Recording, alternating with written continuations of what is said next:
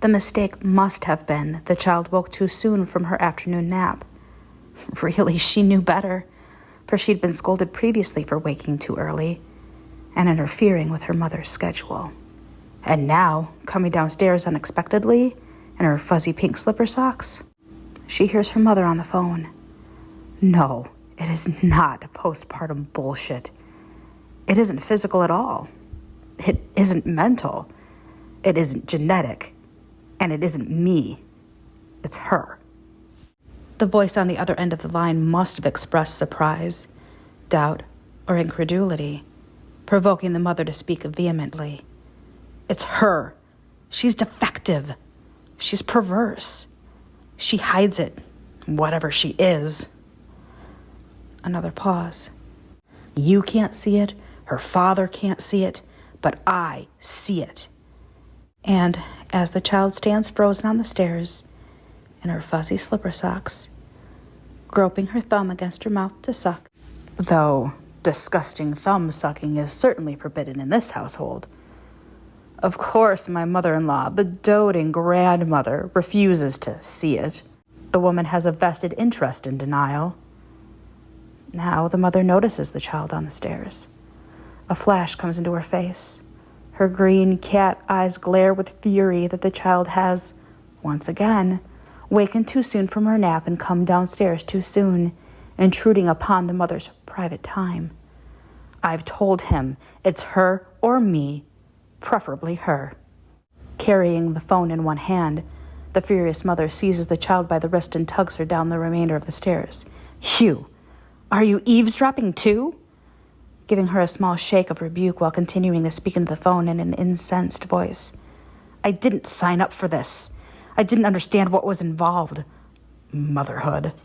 Before I knew what was happening, she got inside me and kept growing, and now she's everywhere all the time.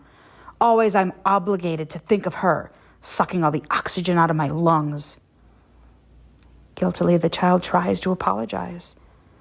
She's a small, inconsequential girl, just 4 years old. Tears leave her face smudged like a blurred watercolor. She should know better by now. Indeed, she does know better. Waking at the wrong time, coming downstairs at the wrong time. Bad. In a flurry of activity, focused as a tornado, the mother gathers the child together with the week's trash to set out on the sidewalk in front of the buffed brick row house on the street. In the neighborhood, there's been a long-standing custom of setting out unwanted household items. Old clothes, chairs with torn cushions, battered strollers, children's toys, occasionally even a toilet seat, or an entire toilet, beside a hand-printed sign reading, "Take me, I am free." Mocking this phony charitable custom, the mother sets the weeping child down amid the gathering of unwanted useless things, of which some have been on the sidewalk for weeks. Just sit here. Don't squirm. I'll be watching from the front window. Trying not to sob, feeling her lower face twist in a spasm of grief, the child sits on the chilled pavement through the remainder of the day as strangers pass by, pausing to stare at her, even to rudely examine her, or to ignore her altogether, as if she were invisible. Some laugh nervously. Well, hell, you're a real girl. A rusted tricycle, a soiled lampshade, a red plastic ashtray with a plastic hula girl on its rim, a box of old clothes, shoes. Books are met with more enthusiasm than the shivering child who remains obediently where her mother positioned her, even after a cold rain begins to fall. If only she hadn't wakened too early from her nap, the child recalls with shame. That was the mistake, from which her punishment has followed. Each time a pedestrian approaches her, the guilty child peers up with an expression of yearning and dread. Yearning that someone will take pity on her and bring her home with them. Dread that someone will take pity on her and bring her home with them. Though she should know better, she can't help but think that in another few minutes, her mother will relent and lean out the front door of their house to call in a lightly chiding voice, "You, don't be silly, coming out of the rain right this minute." Eventually it is sunset, and it is dusk. There are fewer pedestrians now. The child has virtually given up hope when she sees a tall figure approaching. Good God, what are you doing out here? It is the child's father returning from work, as he does each workday at this hour. He is astonished to discover his beautiful little daughter curled up asleep on the filthy, damp pavement beside the crude, hand-printed sign. Take me. I am free. Darling, I've got you now. Don't cry. You're safe. But the child begins to cry, clutching at her father's arms as he lifts her up and carries her into the house, which is warmly lit and smells of such delicious food.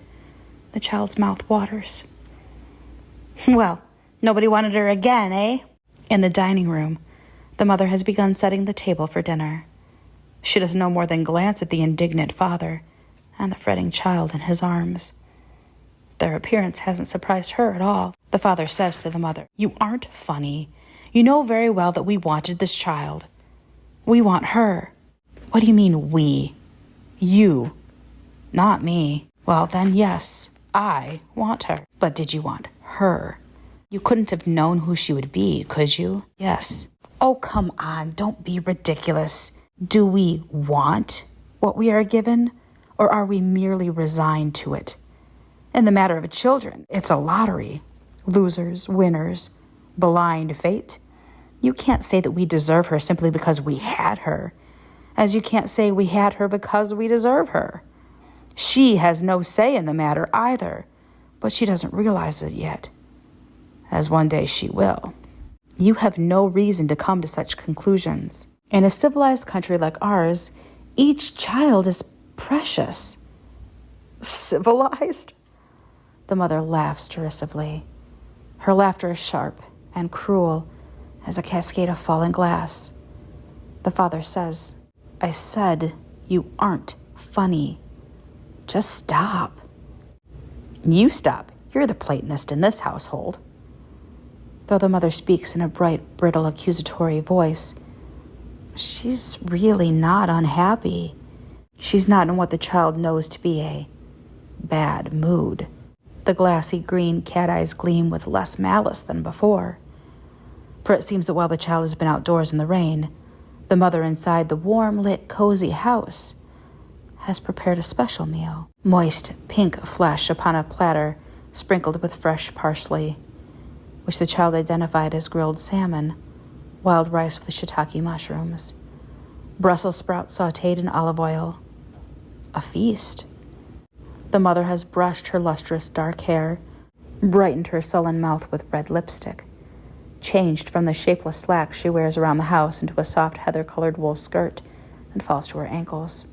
Around her slender neck is a necklace of carved wooden beads, carved to resemble tiny, hairless heads. How many plates are set at the dining room table?